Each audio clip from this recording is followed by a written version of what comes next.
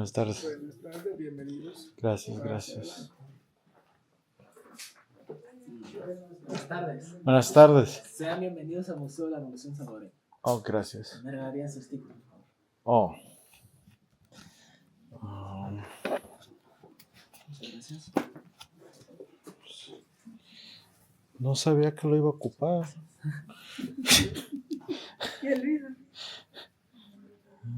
Oh, acá está, mira. Bueno, muchas gracias. Pueden ver a su gusto. Luego pasan adelante a la primera sala. Ok, eso podemos pasar a este primer cuarto, segundo cuarto, tercer y cuarto. Sí. Ok. Todo. Y que tengan una agradable vida. Gracias. Hay un guía que nos explique la... Oh, aquí. Oh, ok. Gracias.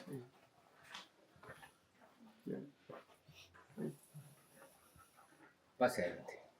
Okay. Voy a esperar a ellos.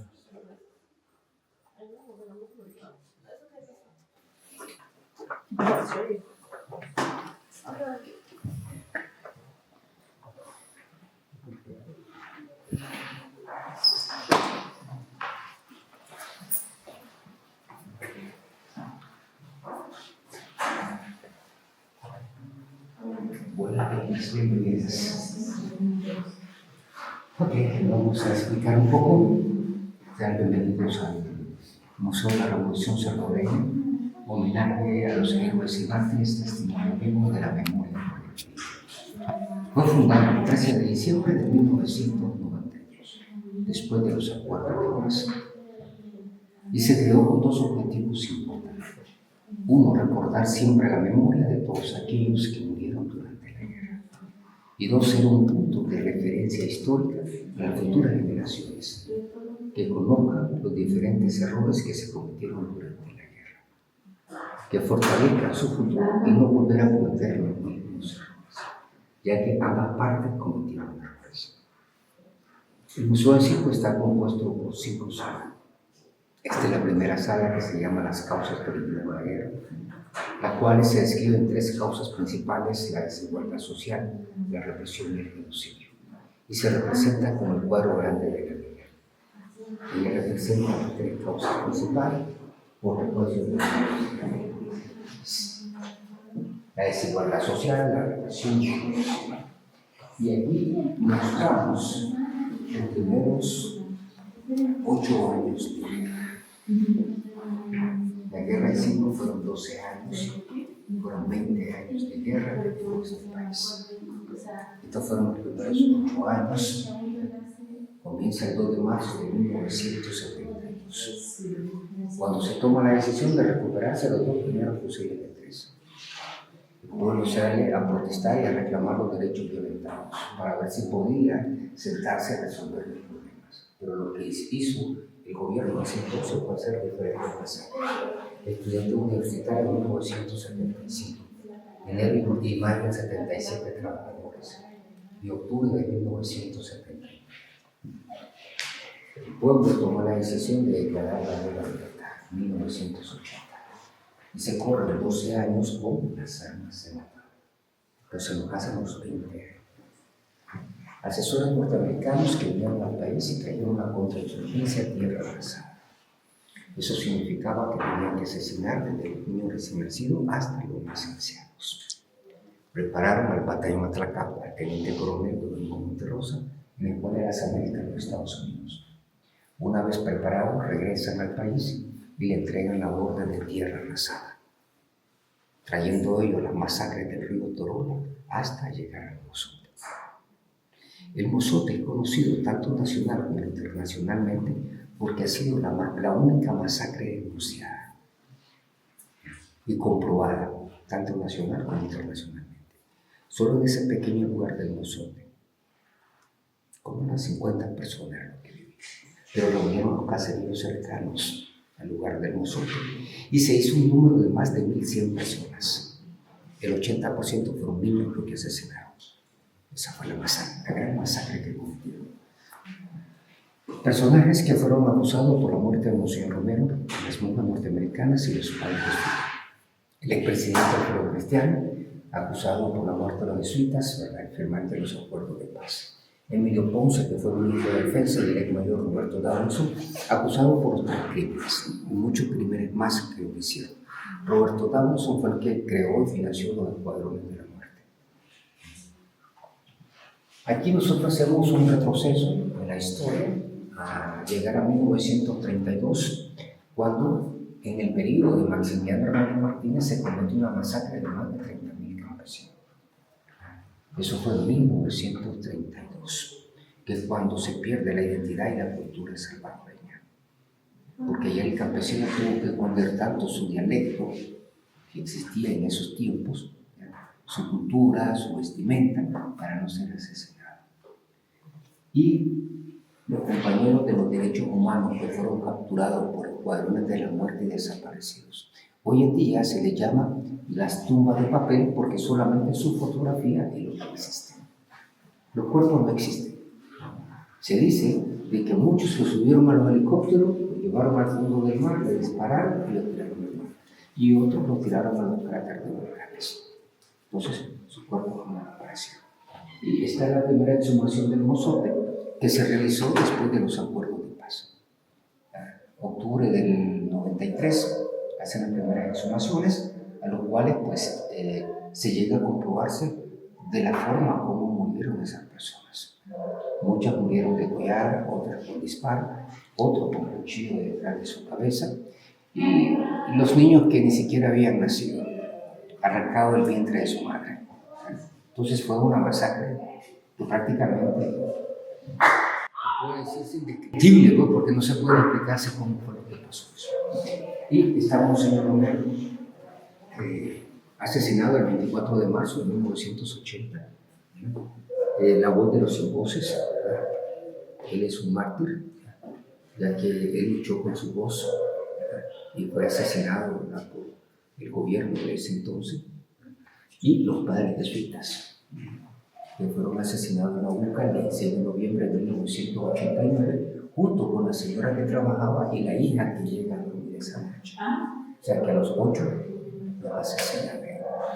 Los líderes del 32, Francisco Sánchez, Muerto Ramírez y Feliciano, son los que hacen el levantamiento campesino en 1932, que iba a ser de brazos caídos, pero hubo otra persona que los envió a la guerra.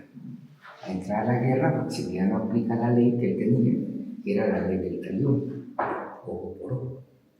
Si yo le robaba, me cortaba la mano. Por ejemplo, si lo acusaba y era falsa la acusación, me cortaba la lengua. Para que fuera mentiroso y acusarlo injustamente. Si violaba, me mandaban a violar. Y si mataba, me mandaban a matar. Entonces, era una ley de religión. Entonces se cometen los errores. Porque la orden que dio que todo campesino que vistiera su ropa, practicara su cultura y hablara su lengua, iba a ser asesinado. Entonces, yo acuerdo un montón de gente. Y estos son los héroes mártires. Rafael Alcezabla, hijo de un alto militar, Melia Rayamonte, asesinado por el secretario general del Partido Comunista, Cayetano Carter, siendo su compañera de vida y su compañera de guerra. La mandó a matar. Porque los líderes comunistas no permiten que otros suban más alto. Ellos tienen que mantenerse. Compañeras de altas sociedades que se unieron a la guerra. Enrique Córdoba, el gran terrateniente que regaló las tierras a sus campesinos, se llamaba la sangre del Bobo. Regala las tierras a sus campesinos, ingresa al Frente Democrático Revolucionario, son denunciados del Escuadrón de la Muerte y los asesinan. Y soldados capturados aquí en Morazán. Siempre cuando se capturaba un soldado se le quitaba su ropa militar y se le daba una ropa civil. Es decir, una estrategia para que no definieran quién era el soldado y quién era el guerrillero. Y la integración de niños a la guerra. Muchos niños fueron integrados a la guerra. 17 años, 16 años, que son las edades que ellos murieron. Su integración fue de mucho tiempo, de más temprana edad. Ella ingresó a los 13 años. A los 16 años, pues la localiza un francotirador y la mata. Y aquí tenemos un niño de 12 años y uno de 14 años. El de 14 años todavía vive, todavía está vivo. El de 14 años. Bueno, bien alto que nosotros, creo yo. Es bien alto él. Con solo verlo ahí, él es bien alto. Y el compañero Chile César, él muere después de los acuerdos de paz. Pero fue el compañero que fue el encargado o el responsable de la seguridad del viceministro de Defensa, Rodolfo Castillo, cuando fue capturado aquí en Morazán. El segundo hombre más importante del ejército. Y también fue el responsable de la seguridad de Perquín, tomándose 3 cerros, el de Perquín, el Gigante y el Pericón, y eso no se permitió que el ejército ingresara ni por aire ni por tierra. Entonces Perquín, a finales de 1982, se declara como la capital guerrillera. Y tenemos Perquín. Perquín así, pues no se escribe con Q, sino que con K, porque somos de origen lenca. Y en lengua potón, Perquín con K significa camino de brasas o carbones encendidos. Eso significa Perquín. Y las calles antiguas de Perquín, que eran de piedras, nos quitaron la frescura, porque eso es como los poros de la tierra. Al tirar el asfalto, pues taparon los poros, ya no sale la frescura. Hoy sentimos calor. Anteriormente era un frijito, pero bien rico, porque se mantenía. Y el petate que tiene su historia. Esto es de nuestros antepasados que eran utilizados como caja de muerto. Allí acostaban a la persona que estaba en agonía, fallecida, y después lo envolvían y lo enterraban. Es donde nace la frase que se dice se petatio. Ahí nace esa frase. Hoy se murió el petate. Ahí se petatio. Las diferentes iglesias de Morazán y las tradiciones, el baile y la fabricación del barro negro. Eso es en Guatajiama. El barro es un barro gris, no es negro. Se prepara, se hace rabioso, se mete al horno, pero también se prepara la semilla del árbol que se llama nazcacol. Esa semilla, al hervirse, suelta un color negro, una tinta negra. Entonces, al salir el barro del horno, lo baña con agua y absorbe el color negro. Ayuda para cerrar los poros de esa tierra quemada, ¿verdad? Y al mismo tiempo darle el color negro. Por eso se le llama el barro negro. Pero no porque sea negro, es un barro gris. Pasemos a la siguiente sala. Si tienen alguna pregunta. Sí, ¿cómo dices que se llamaba el masacre de Mozote. Mozote? Mozote. Mozote. Sí, el Mozote. ¿Tú fuiste parte de la guerra? Un poco. ¿Poco? Un poco. Ok.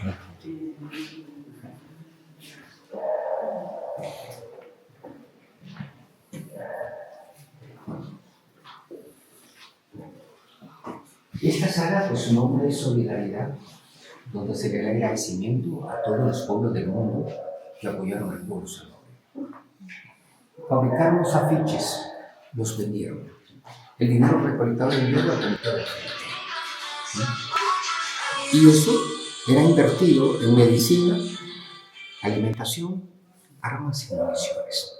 Fue parte del financiamiento que tuvo la guerrilla para sostener la guerra. El gobierno de los Estados Unidos le invertía al gobierno de El Salvador $2 millones diarios para la guerra. ¡Wow! Entonces, nosotros aquí hacemos una separación porque muchos dicen, pero Estados Unidos le ayudaba a los dos lados. Sí, es cierto. Estados Unidos, porque estamos hablando generalizado, ¿no? Pero separemos. El gobierno le ayudaba al gobierno con $2 millones diarios y el pueblo norteamericano forma el mejor comité de solidaridad para el pueblo salvadoreño. Entonces, por eso es que se acepta en que se diga Estados Unidos ayudó a los dos lados, porque tanto el pueblo que le ayudaba al pueblo y el gobierno al gobierno. Y esa era la inversión que tenía, $2 millones diarios. Eso venía para los asesores que estaban aquí, los aviones que enviaban, las bombas, las armas, ¿verdad? Para eso era la inversión de eso. Por eso es que se comenzó a botarse puentes y torres. ¿Por qué? Puentes y torres. Puentes y Los torres. puentes importantes de vía de acceso se botaban. ¿Por qué se votaba? Porque si aquí venían 8 helicópteros a bombardear, al botarse un puente importante, el financiamiento para 4 helicópteros ya no había, porque tenían que invertir en la reconstrucción del puente. ¿Bien? Entonces ya solamente venían 4, se mermaba.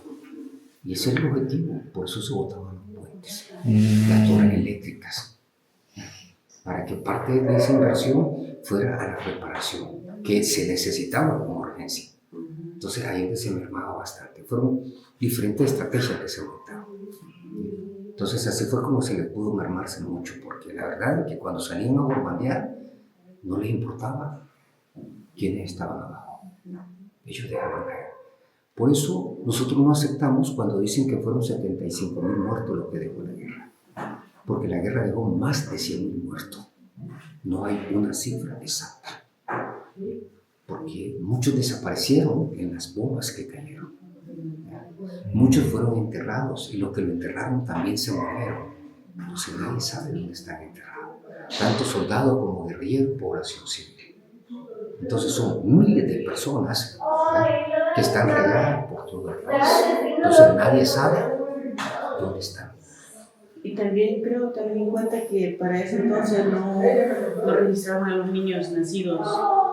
Luego no les daban acta de nacimiento, partida de nacimiento. Sí, porque realmente las alcaldías pues estaban quemadas. ¿Ya? Mucha documentación se perdieron también. ¿Ya? Lo otro está de que no había un listado de las personas que ingresaban a la guerrilla. Se dejó de tenerse eso porque la verdad que si caía en manos de enemigos, entonces era peligroso. Sí. Entonces aquí el que agarraba el fusil se entraba solo este es el nuevo que está aquí, viene con tal nombre, ese va a ser su nombre en la guerra y ya estuvo. Pues. Entonces, ¿quién llevaba una contabilidad? Los reclutamientos que hacía el ejército, que llegaba a las escuelas, sacaba a los niños más grandecitos, más pechudos que había, los montaba al camión y se los llevaba. Ellos tampoco llevaban un registro. Ellos mantenían su registro que tenían de los soldados que ya estaban oficialmente inscritos ahí. Entonces, ¿y cuántos civiles murieron? Los que murieron de fuego cruzado, los que murieron a raíz de una bomba, sus cuerpos se desbarataron, los que cayeron huyendo de la guerra, ¿ya? Porque tenemos una masacre en el río Sopul, donde murieron más de 400 civiles que fueron asesinados tanto por el ejército hondureño como por el ejército salvadoreño. Entonces, esa gente no entra en contabilidad. Hay muchos que no entran en la contabilidad. Entonces nosotros no podemos decir exactamente que fueron 75.000 muertos porque ¿quién los contó? Sí. Eso es de contar uno por uno, pero ¿quién los contó? Sí. Nadie anduvo haciendo números. Y eso es muy difícil hacer números. Es muy difícil. Sí. Entonces, por eso este lugar para nosotros pues, es bien importante porque se da el agradecimiento a todos los pueblos del mundo que apoyaron al pueblo salvadoreño. Entonces están en diferentes idiomas. Hay en alemán, hay en catalán, hay en árabe, en palestino, en español, que son los que representan parte de Latinoamérica, parte de Europa europea y parte de los árabes, que son los que tuvieron en la parte de la solidaridad para el pueblo salvadoreño. Y tuvieron también no solamente solidaridad monetaria, ¿verdad? Sino que también hubo solidaridad humana también, porque aquí hubieron combatientes tanto de Nicaragua como de Honduras, Guatemala, México, ¿verdad? Y hasta de los propios Estados Unidos, ¿verdad? Pero no como combatientes, sino como médicos. Pero hubo esa solidaridad también. ¿Ya? Estados Unidos estuvo aquí como médico, ¿ya? No como combatiente. Muchos me preguntan, ¿hubieron soldados norteamericanos en el país? No, tampoco. No hubieron soldados. Hubieron asesores, pero no soldados. Es una gran diferencia. Pero por esa, no vamos a decir de que hubieron, porque muchas personas dicen, pero aquí hubieron cubanos. No, aquí hubieron cubanos. Y después la solidaridad de Cuba fue ser un punto de llegada de las armas de Rusia, ¿verdad? Y de Cuba pasaban a Nicaragua, y de Nicaragua pasaban a El Salvador. Ese era un puente nada más. Entonces, pero sí hubo solidaridad también en la preparación físico-militar, ¿verdad? Donde también se preparaban y políticos. Fue un camino que se llevó, ¿verdad? Porque la guerra en sí pues, no viene del 80, como lo saben decir, sino que viene de mucho tiempo atrás. La preparación se vino dándose poco a poco. Porque hasta Vietnam se vio involucrado, ¿verdad? Porque también preparó personas.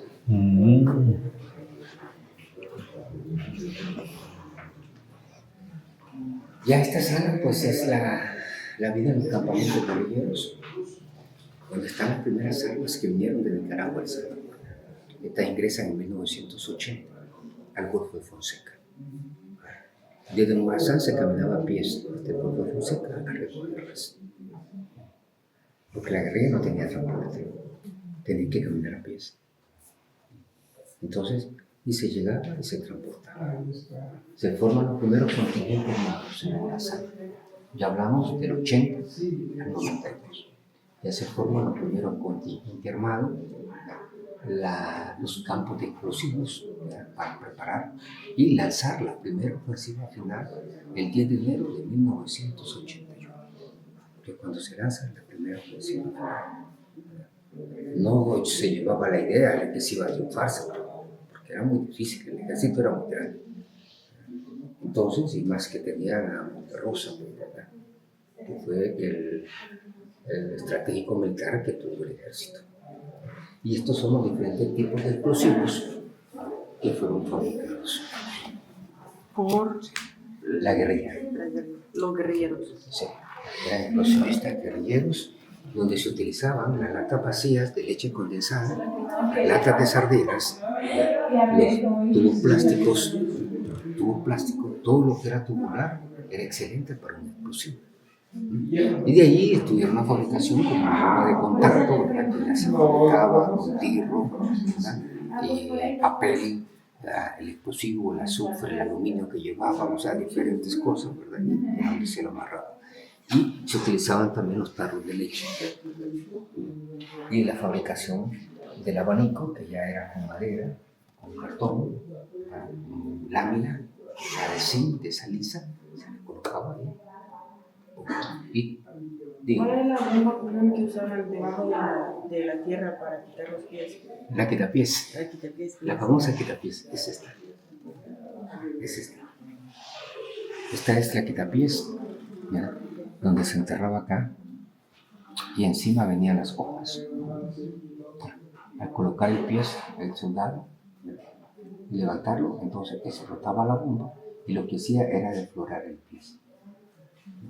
O sea, que la parte recta del pie quedaba así abierta como una flor.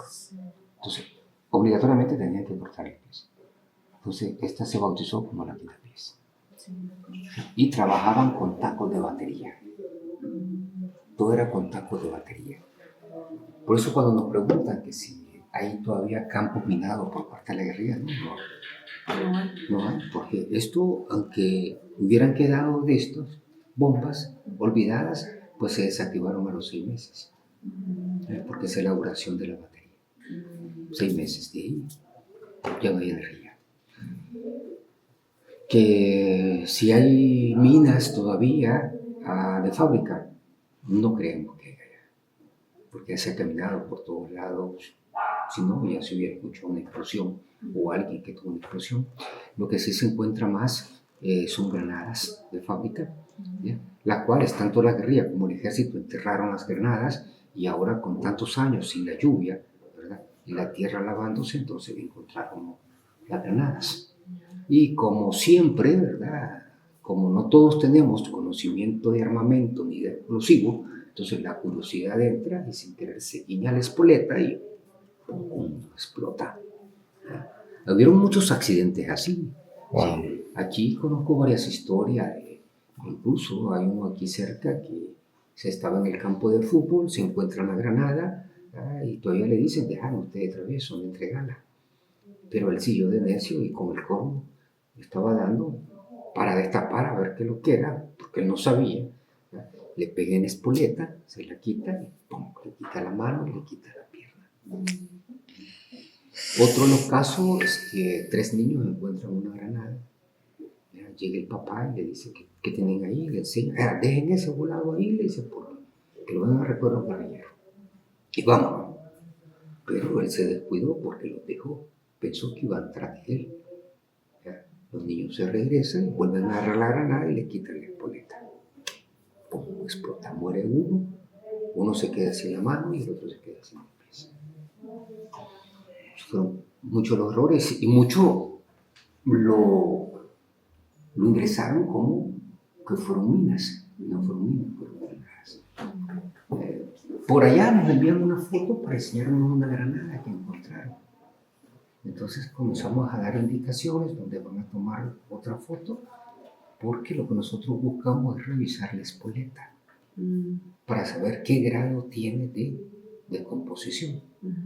Entonces, dependiendo del grado de composición, nosotros les indicamos: no se acerquen, no la toquen, busquen cómo poner algo ahí y vamos a llamar a la policía para que llegue lo más pronto posible. Y no tengan miedo, porque nosotros pues, nos vamos a hacer responsables. Llamamos a la policía, arma explosivo, le damos la ubicación y todo, y llega la policía. Entonces, ya llega a recoger. Pues los jóvenes en ese aspecto están un poco más despiertos, no tocar. Y estas son las medicinas que fueron utilizadas por médicos nacionales e internacionales. Esta medicina la entregó, el médico que se desmovilizó en el último contingente guerrillero que se moviliza en Perquín. Fue 2 días después que se fundó el museo. Fue el 15 de diciembre de 1992. Y la forma como se hacían las cirugías en mesas de cocina. El quirófano, bueno, la verdad que en una guerra en el campo no existe el quirófano. Hay que trabajar y no hay que esperar llevarlo a un hospital, porque la vida va como el tiempo, no podemos dejarlo pasar. Y estas son las tareas diarias: el entrenamiento, el hospital, la religión, la producción, porque había que sembrar la tierra. Y lo más importante que había en un campamento era la alfabetización. Tenía que enseñarse a leer y a escribir, porque muchos pues no sabían leer ni escribir, entonces tenía que enseñárselo. A los soldados, por ejemplo, ¿era un requisito que ellos supieran leer? No, Tampoco. no. Lo que le importaba era hacer número. Eso le importaba, hacer número. ¿Ya? Entre más personas llegaran, no les importaba qué grado o nivel académico tuvieran, si sabían leer o escribir. Nada, ¿qué vas a firmar? Yo no puedo firmar porque no puedo escribir, para con el dedo a la borra. Entonces eso es lo que hacía. Ahora ya no, ya es un ejército más profesional, donde tienen que ingresar por lo menos a un 6º grado, ¿verdad? Aunque ahora están pidiendo bachillerato para poder ingresar al ejército. Pero siempre, Es high school. pero siempre existe eso de que ingresan personas de bajo nivel académico. Pero hay oportunidades ahora que pueden estudiar y superar ese nivel académico. Estos son los niños que eran ingresados a la escuela de menores. Primero eran preparados como correo, mensajeros. Los juegos infantiles eran entrenamiento militar. Cuando tenían los 13 años o 14 años, entonces se entregaban con fusil. Pasaban a ser combatientes. Era una manera muy diferente de reclutar a los niños. El deporte siempre se mantuvo. Siempre había deporte, había un momento de divertirse, ¿verdad? Como también hubieron momentos de desesperación, ¿verdad? De mucha desesperación. Ellos son 2 altos oficiales del ejército que desertaron. Capitán Mena Sandoval y Marcelo Cruz se desertan de aquí de Santana, ¿verdad? Con todo su batallón y se vienen hasta Morazán. Aquí se unen a la guerrilla. Eso fue para la ofensiva del 81. Y tenemos Nidia Díaz, Guadalupe Martínez, ellas fueron capturadas por la Guardia Nacional y fuertemente torturadas. A ella pues le cortaron un pecho. Las torturas. La embarazaron de las violaciones y después la hicieron abortar. Y las fuerzas especiales. Tenemos las fuerzas especiales. Ellos pertenecieron a la 4ª sección, ¿verdad? Donde solamente existieron 8 hombres. Caminaban descalzos, en calzoncillos, sin camisas y pintados. Y ellos estaban con la capacidad de no hacer tronar una hoja seca. De no hacer tronar. Sí, una hoja seca No, no la no. hacían tronar. Por esa era la razón que caminaba en calzoncillo. Porque si se caminaba en short, en el silencio de la noche, había ruido. Entonces, en calzoncillo lo que iba a topar era piel con piel, ¿no? En la pierna. Y su forma de caminar circulosamente. Siempre avanzando. No importara el tiempo, ellos calculaban su tiempo en caminar. Pero así, sigilosamente, muy despacio. El que iba adelante era el que rastreaba el camino por alguna mina que hubiera. Estaban preparados con la sensibilidad de sus pies para detectar cualquier mina. Parte de la preparación. Fueron preparados tanto psicológicamente como físicamente. ¿En cuánto tiempo los preparaban? Desde el principio. Bueno, el grupo de salvadoreños que viajaron a Vietnam fue en los 70, ¿verdad? Después regresaron y comenzaron las preparaciones. Ese entrenamiento comenzó en Nicaragua. Los que lograron superar todas las expectativas se quedaron, pero también estaban las fuerzas especiales donde existían 30 hombres luchando para cruzar a la cuarta sección. ¿Sí? Pero tenía un obstáculo grande, eran las mujeres. Las mujeres los desestabilizaban. Aparecían un par de compañeras en el entrenamiento, en Bloomer y Brasier, y se desestabilizaban. Su misión era, aunque usted estuviera desnuda, mi misión era no tener esa perturbación. La podía pasar rozando con mi cuerpo, pero siempre a nivel, siempre enfocado en eso. Esa era la preparación psicológica. Bastante fuerte, pero había que hacerse. Y este es el arma que llegó a costar $35,000. En 1985 se le compró la contrarrevolución de Nicaragua, cuando el escándalo de Irán contra Ronald Reagan. En ese escándalo, pues la contrarrevolución buscó cómo vender el armamento norteamericano y la guerrilla lo compró. Era necesario para poder detener la aviación. 10 kilómetros de alcance, ¿verdad? Para detectar el calor. Y él es Joaquín Villalobos, el estratégico militar, que le puso la trampa al teniente coronel Domingo Monterrosa y hizo la masacre del Museo. Se le entregó el equipo, la radio Venceremos, con 8 tacos de explosivo y 2 dispositivos. Uno a control remoto y el otro con un altímetro. Se le fue a dejar a la cercanía de Huateca, se regó sangre de pollo donde se dejó el equipo con grabadoras, cassette, mochilas y fusiles, y se va a hacerse presencia con el ejército. Se hacen disparos al aire, los persigue el ejército, llegan al lugar donde está el equipo y lo encuentran. Para ellos la sangre era humana, pero era sangre de pollo. Y eso le dio a creer a ellos de que realmente la guerrilla había tenido baja. Llamaron a Monterrosa, le confirman que habían chocado con miembros de Radio Venceremos, que le habían hecho muchas bajas porque había bastante sangre y que habían encontrado fusiles y mochilas.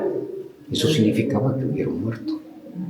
Entonces Monterrosa se alegró un poco, pero también mandó a que revisaran si la radio salía al aire a transmitir y qué información tenían sobre la radio. Como solo el pequeño grupo estaba enterado, el resto de guerrilleros no sabía nada. Entonces, claro, al tener información del resto de guerrilleros, oyeron las lamentaciones de la captura de la radio. Que sí, que fue la radio Venceremos, entonces le confirman a él que era Radio Venceremos. Él la confirma, convocó una rueda de prensa en San Miguel, se trajo el Estado Mayor del operativo Tobola 4, llegaron a Huateca, enciende su goniómetro él, ordena apagar todos los medios de comunicación y aterriza. Una vez aterrizado, pues el explosivista le pidió permiso para revisar el equipo y él se la negó, porque él se apegó mucho al goniómetro y él le dijo, no, el equipo no me ha detectado frecuencia. ¿Y cómo la va a detectar si la bomba no estaba encendida? No estaba activada todavía. La orden era una vez encendido el helicóptero. Entonces, cuando encendieron el helicóptero, se activó la bomba. Porque una vez encendido el helicóptero, ya está en la frecuencia de los radios de comunicación. Entonces, la frecuencia de la bomba se iba a perder entre toda la frecuencia. Los otros compañeros del Cerro El Pericón esperaron a que subiera el helicóptero, se alineara con la señal y fue donde explotó el helicóptero a las 4 de la tarde. Y 2 horas más tarde salió Radio Venceremos anunciando la caída del teniente coronel Domingo Monterrosa. Esa fue la estrategia del caballo de Troya. Un momento para tomarse un atol caliente. En aquellos tiempos, pues la verdad que era sabroso un atolito caliente, ¿verdad? Pero no el chuco, ¿verdad? No el chuco, sino limpio, ¿verdad? Ahí no había frijoles, no había nada que echarle, ¿verdad? Hay un atol que sí se llama el chuco. Un atol chuco. Y para nosotros significa sucio. Oh. El chuco porque, bueno, es el nombre que se le puso. Lleva el atol, lleva frijoles, lleva varias cosas que le echan, ¿verdad? Y se come con pan francés. Entonces, como lleva un revoltijo así, pues se le puso el chuco. Pero bueno, es nombre, ¿verdad? Okay. Estas son las claves, ¿verdad?, que se utilizaban, ¿verdad?, por los radistas, utilizando los radios que se le quitaba al ejército, ¿verdad?, en los diferentes combates. Y están los mapas que eran utilizados para los diferentes ataques. Tenemos el ataque de la 4ª Brigada, la 3ª Brigada y la botada del puente Cucatlán. Claves. Sí. Son cómo se introducía y el acceso de salida. El ataque y salir por otro lado. Entonces, eran los mapas que se ubicaban. Y están los cascos que utilizaba la Guardia Nacional. Junto con la insignia, ahí está la insignia que era utilizada por la Guardia Nacional. Y al viceministro de Defensa, siendo entrevistado por Radio Venceremos, ¿verdad?, parte del ataque al Moscardón, ¿verdad?, y es donde se captura el viceministro. El segundo hombre más importante, porque la verdad que era el hombre más importante que tenía. Y tuvo 2 años prisionero aquí y después se cambió.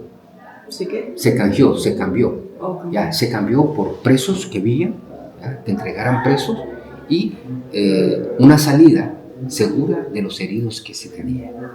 Porque había bastante herido. Entonces había que sacarlos hacia Nicaragua y de ahí fueron distribuidos a diferentes países. Ahí hubieron muchos heridos con muchos peleadores también. Sí. Porque también salió un compañero que se tiró sobre una granada, ¿verdad? La granada cayó en medio y él se tiró sobre la granada. Y lo que le hizo fue nada más rajarle la piel.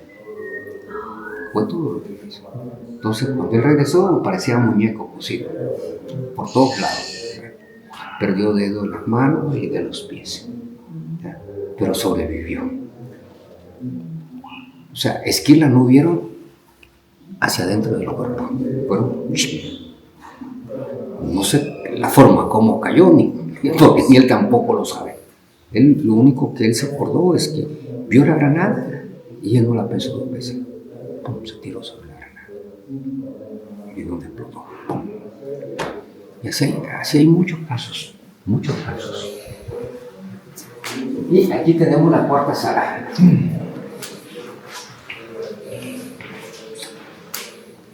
El nombre de esta sala, pues, se llama Armas Convencionales.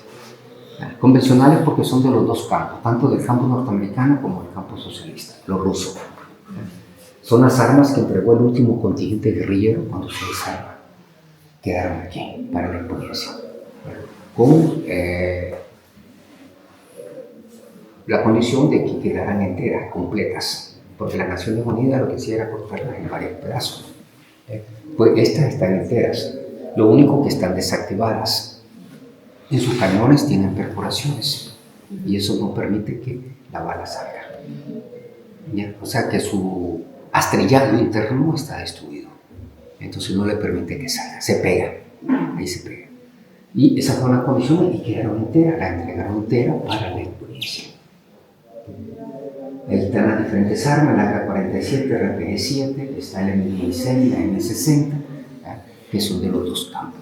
Y ese es el famoso SAM-7, el misil de rayo ruso, ¿ya?, que ingresó en 1989, ¿verdad?, para la ofensiva final, ¿ya?, que gracias a Dios pues se logró llegarse y a terminar en un acuerdo de paz para que se terminara la guerra, porque ambos ejércitos ya estaba cansado, ya se estaba cansado. Entonces, muchos dicen de que los acuerdos de paz se dieron el 16 de enero de 1992 y que ahí fue donde terminó la guerra. No, la guerra no termina ahí. La guerra termina el 31 de diciembre a las 12 de la noche de 1991. Ahí termina la guerra, porque ahí es cuando se dijo ambos ejércitos, hasta aquí el último disparo. Y hasta ahí llegó el último disparo. La .50, mortero 81 milímetros, que fueron utilizados, y las fotografías. Esta es la capacitación de guerrilleros para formar la nueva Policía Nacional Civil. Aquí es donde nace la nueva Policía Nacional Civil. Desaparecen todos los cuerpos represivos. La felicidad de haber terminado la guerra. ¿Quién no va a estar feliz? Ya no se va a seguir con armas, ya no se va a andar corriendo, ya vamos a estar con la familia. Entonces, esto es una felicidad. Esta es la entrega de las armas, ¿verdad? Que fue en el parque antiguo de Berquín, histórico. Hoy desapareció el parque. Hicieron una plaza. Y muy caliente. Antes usted estaba con mucho calor en la calle, se metía al parque y era un aire acondicionado, bien sabroso. Esta es la llegada de la comandancia después de la firma de los acuerdos de paz en Chapultepec, México, en el Castillo. Ahí se firmaron los acuerdos de paz. Y la inauguración del COPAS y el último contingente, ¿verdad? En conversación para afinar bien el punto y el lugar donde se iban a entregar las armas, que fueron las últimas armas que se entregaron. Aquí fue el último lugar. ¿Es verdad que intercambiaron las armas por tierra? Pues no hubo tal cosa por tierra, que sí ofrecieron dar tierras, o sea, porque al salir de una guerra, ¿verdad? Bueno, no sale sin nada. Entonces hubieron ofrecimientos de tierra, de animales, ¿ya? De artículos para poder cosechar la tierra, o sea, hubo un ofrecimiento, pero no fue un cambio las armas por tierra, no fueron. Se entregaron las armas, no todas. Cuando me refiero a no todas, no es porque algunos se quedaron con 20 armas, no, sino de que todavía podemos encontrar, como le decimos, embutido, de armas enterradas, que las enterró algún compañero que murió en guerra. Porque antes se daban 4 o 5 armas, andaba a enterrarla, se iba a enterrar y solo él sabía dónde la había enterrado. Pero si él caía en combate, ¿quién más lo iba a saber? Nadie. Entonces, todavía se pueden encontrarse. Todavía sí se pueden encontrarse esas armas. Pero como no se guardaron en las condiciones para mucho tiempo, entonces esas armas ya están arruinadas. Es un riesgo hacer un disparo con ella. Hay que examinarla, limpiarla, ver cómo está. Y de seguro ya están obsoletas, realmente para no usarla. Sí. Sí, porque se oxida el metal, ¿verdad? Sí, correcto. Y el astillado que traen ellas se arruina.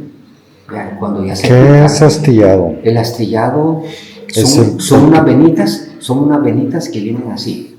Y hace que la bala dé Es vuelta. correcto. Entonces la bala no sale así, sino que sale así. Así sale la bala. Ese es el astillado. Que es lo que le llamamos nosotros. Pero ya eso, pues, la verdad que... Ojalá que nunca aparezca. Que nunca aparezca. Pues también pueden aparecer explosivos también. Ya, o sea, granadas de fábrica también pueden aparecer. Ya, muchos fueron enterrados también. Pues, nosotros más que no aparezcan. Y que nadie haga hoyo en ese lugar. Ya. No, aquí han habido lugares que como ya hacen construcciones, cosas, que cabañas. Entonces, y el escuchan, ya sacan, miran lo que hay dentro. Entonces llaman a la policía, que es lo más correcto. Sí. Lo más correcto.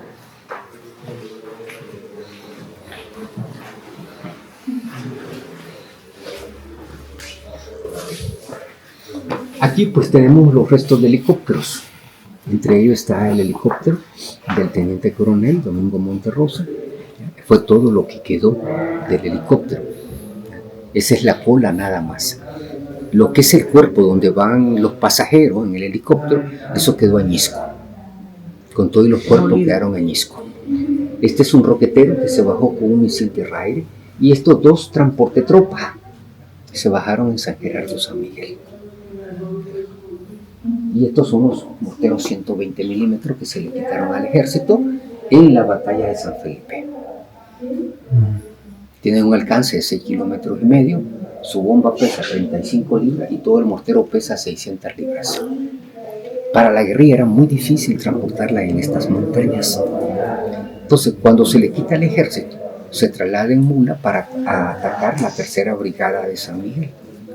Se ataca la tercera brigada y después se entierra, ya, porque no se podía cargarse.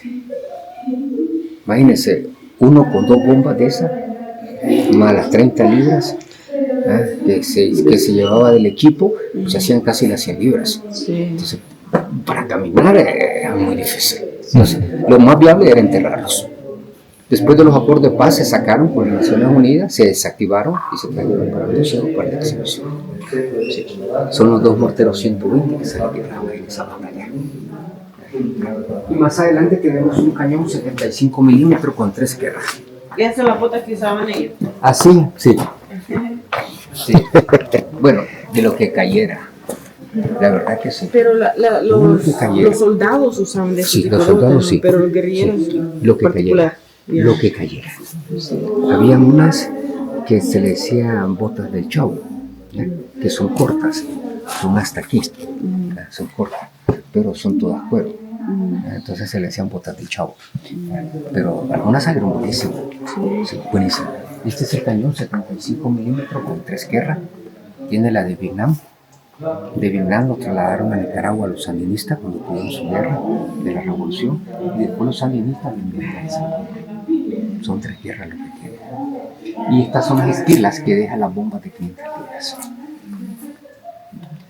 Todo este hierro se fragmenta. Esta quedó casi entera, pero todo este hierro se fragmenta en varios pedacitos pequeños.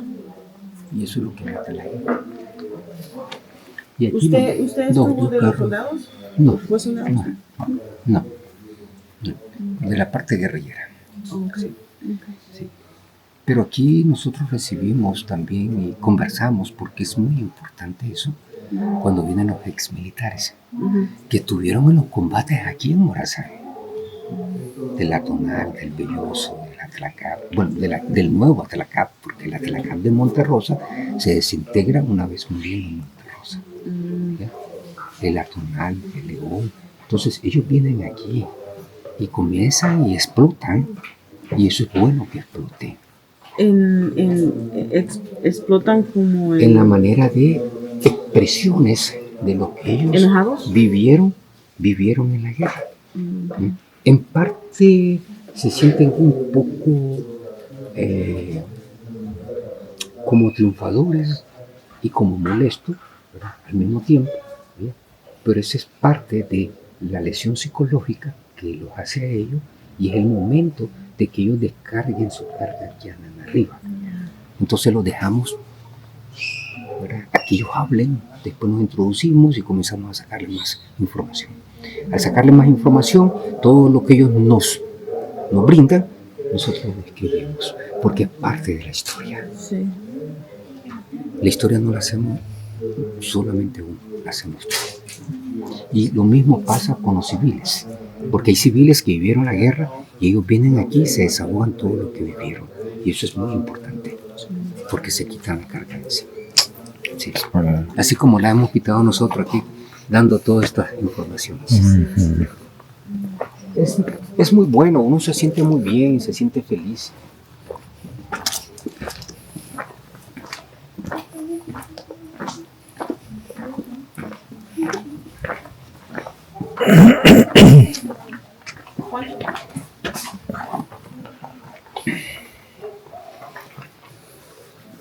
Estos 2 carros ya son parte de la historia, ¿verdad? Estos carros tuvieron los movimientos de los acuerdos de paz en México. Son una declaratoria franco-mexicana de 1982, cuando se reconoce a la fuerza del FMLN como una fuerza beligerante. Después de los acuerdos de paz, Lo introducen al país, el blanco se lo asignó al excomandante Chaffee Hunter con placa diplomática para que anduviera la comandancia. Una vez que se vencieron las placas diplomáticas, la Embajada de México lo quita. El Pichot, como entró a nombre de Joaquín Villalobos, entonces Joaquín le saca la placa salvadoreña. Cuando quitan el blanco, entonces quedan solamente con el Pichot, con el gris. El museo comienza las gestiones con la Embajada de México, ¿verdad? Y el embajador mexicano, el señor Antonio Villegas, y se solicitó al presidente señor de la Madrid para que lo donara al Museo de la Revolución como una pieza valiosa. Entonces México dona el carro blanco al Museo de la Revolución. El Pichot lo deja donado Joaquín Villalobos una vez que Inglaterra se lo lleva para salvarle la vida. Porque la vida de Joaquín estaba en peligro. Entonces quedan los dos carros blindados totalmente. No le entran las balas ni de AK-47 ni de la M60. Ni antes ni hoy. Ni antes ni hoy. De la M60, ¿cuál es el calibre? 7.62. Sí, igual que la AK-47. Sí.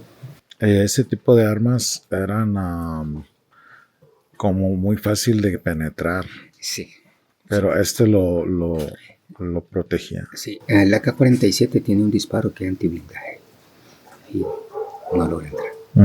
No sé qué número de blindaje tiene. Muchos dicen que el 7, que el 8, que el 10, pero la verdad no sé. Yo lo único que sé es que no le entran esos disparos, ¿verdad? Otros dicen de que ya se le venció el blindaje. Yo no sé si eso tiene vencimiento, pero bueno, los carros ahí están. Es parte de la historia. Parte de la historia. Y aquí tenemos Radio Venceremos.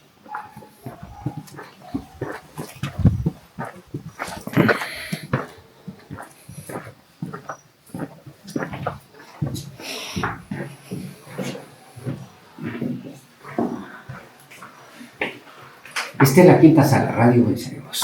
Este es el equipo que quiso capturar Domingo Monterrosa, el famoso vikingo. Estos equipos se sacaron de los barcos viejos mexicanos. Se sacaron 3 equipos. Uno de ellos se le llamó el Vikingo 1, que es cuando nace Radio Venceremos el 10 de enero de 1981. Lastimosamente, en ese mismo año, pues, hay un choque inesperado con el ejército y se pierde el equipo. Al caerse el equipo, le caen un mortero de 81 milímetros y se desbarata, pero a las 6 de la tarde aparece el Vikingo 2. El que continuó la guerra, el que terminó la guerra, porque el Vikingo 3 se mantuvo enterrado por cualquier accidente. Y como no hubo necesidad de sacarlo, pues ya después de los acuerdos de paz, ya lo sacó miembros de la Radio Venceremos, ¿verdad? Y este fue el que quedó aquí para la exponencia, ¿verdad? Que fue el que quiso capturar. La antena que está dentro es la que sacaba la señal.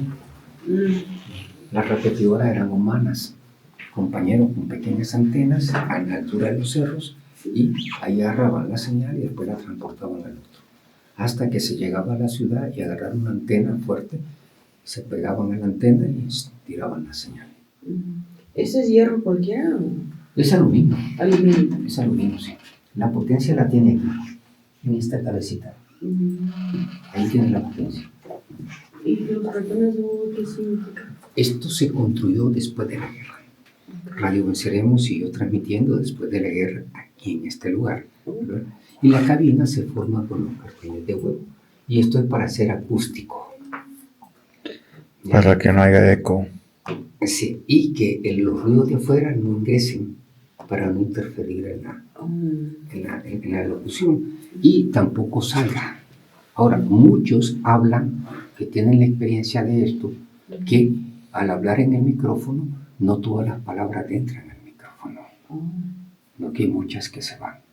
Entonces, al irse y con los cartones de huevo, pegan el cartón y regresan al micrófono. Entonces, es como una forma rotativa de todas las cosas, que todo llega al micrófono. Sí. Entonces, ya todo esto cubierto, ¿verdad? Con esto, entonces ya se oye muy diferente. Y su voz se escucha mejor, ¿verdad? No distorsionada por ruido o alguna señal que hay que le distorsione su voz. Entonces, ahí están en las transmisiones. Esto fue en abril del 92, que están transmitiendo desde este lugar.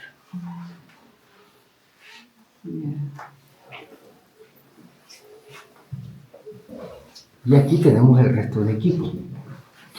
Que se utilizan aquí. Muchos lo miran nuevecito, este está nuevo, pero cierto ya no sale. Ahora son más modernos. Entonces, este era el que utilizaban, bueno, bien cuidado, porque todo el equipo se manejaba cuidado. Y estos son radios de comunicación interna, ¿verdad? De la que había, pero también se utilizaban para interferir a los pilotos. Y se le daban las coordenadas donde estaban los soldados. Y bombardeaban al mismo soldado. Era estrategia. Mira, el soldado, y los guerreros están vestidos de soldados también. Los camuflajes. Por eso hay un póster que dice Morazán y las 1000 caras. Porque eran diferentes camuflajes, barro, pintura, hojas, ramas, de todo tipo de camuflajes se hacía. Todo era la creatividad de la mente. Y estos son los radios de comunicación que se le quitaron al ejército. Perdón, los que se formaron para la comunicación por medio de los alambres de púa. Estos se modificaron, sus circuitos, se sacaron 2 líneas, una se metía en la tierra y la otra se amarraba al alambre de púa. Y se abría la comunicación de campamento a campamento. La idea de esto es de los vasos con hilo. Los jugó, ¿verdad? O las cajas de fósforo con los hilos. Entonces se vino la idea y se comenzaron a travesearse hasta lograr sacar la comunicación. Y fue muy efectiva porque el ejército no podía capturar esa comunicación. Así que se ahorita, aparte de los locutores de radio que tenemos, la mini computadora que utilizaban para almacenar información. Este es un codificador de señal, un radio de comunicación y un Betamax. Betamax es como el CD para proyectar videos en televisión. Sí, son de los primeros equipos de la tecnológicos que salieron. VHS. Correcto, el VHS es después del Betamax. Este fue el primero, el VHS. ¿Sí? El VHS, bueno, este es el papá, el VHS es el hijo, el DVD creo que, ¿verdad? Que sé yo, creo que sí, el DVD ya fue el nieto, y los CD ya fueron los bisnietos, y ahora la memoria, y así, así sí. Esta es parte de la madera que se transportaba para hacer los famosos tatú. Eso significa casa bajo tierra. La construcción era de 6 metros al cuadrado por 7 metros de profundidad. La construcción de una casa con estos troncos de 2 metros más 5 metros de tierra. Si llegara a caer una bomba de 500 libras sobre el tatú, que jamás cayó, lo que iba a hacer era enterrar a 1 metro el tronco. De los 2 metros iba a enterrar a 1 metro y quedaba 1 metro de sobrevivencia. Unas técnicas, dicen muchos esto es una ingeniería avanzada. ¿Cómo poder hacer eso para que pueda soportar y que solo baje y que no estudie abajo? Había que ver.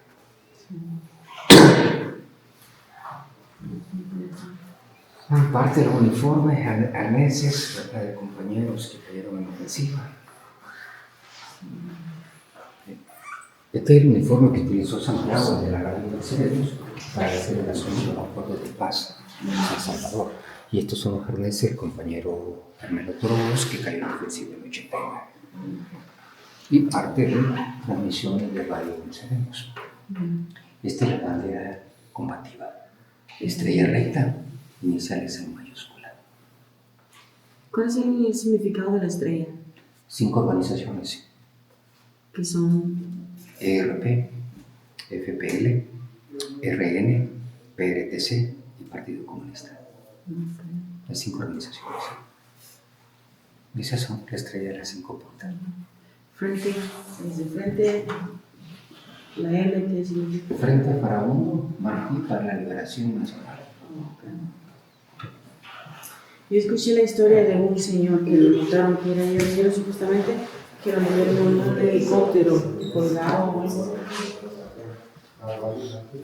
Yo también lo he escuchado. Sí. Sí. No me acuerdo el nombre de la Sí. persona, del hombre. Que lo anduvieron colgado, ¿verdad? Bueno, aunque no solo a él, hubieron muchos. Sí. Hubieron Era como varios. un premio andarlo Sí. así. Hubieron muchos. Porque la verdad es que lo que hacían ellos era buscar cómo hacer tortura de diferentes maneras para que ellos pudieran hablar y pudieran decir, ¿ya? Ubicaciones, cantidades. Y pues la mayoría pues prefirieron mejor morir y no hablar. Pero sí hubieron algunos que hablaron y entregaron casas de seguridad. Ok. Que hoy en día pues se creen que son los grandes, ¿verdad? Sí. Entonces por esa razón es que muchos de ellos que hoy hablan, ¿verdad?